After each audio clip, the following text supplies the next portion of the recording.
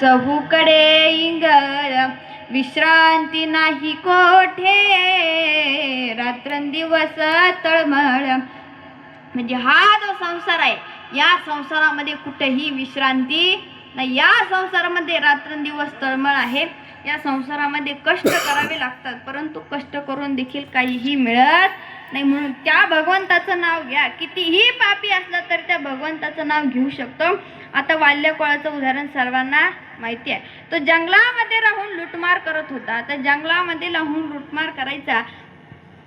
एक दिवस नारद महर्षी त्या ठिकाणी आले आणि त्याने विचारलं, का रे, तू तुझ्या घरच्यांसाठी हे सर्व करतोस, परंतु तुझं हे जेवढं पाप झालं त्या पापामध्ये तू भागीदार, तुझे घरचे भागीदार होतील का?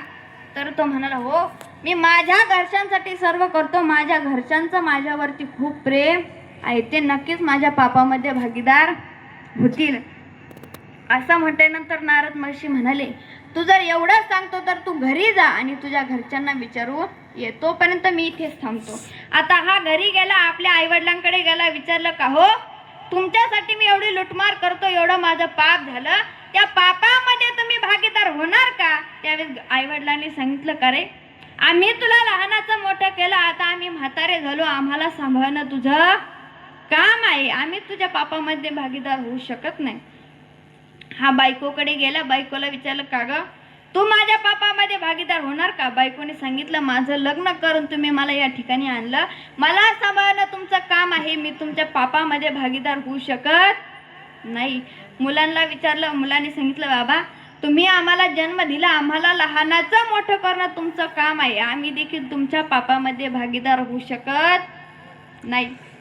हा पुन्हा नारद महर्षीकडे गेला आणि घडलेली सर्व हकीकत नारद महर्षीला सांगितली. त्यावेळेस नारद महर्षीने त्याला सांगितलं, असं काहीही अडचण नाही, मी तुला सांगितलं होतं, घरचे कोणीही तुझ्या पापामध्ये भागीदार होणार नाही. मग आता तू काय कर, तर त्या भगवंताचं नामस्मरण कर.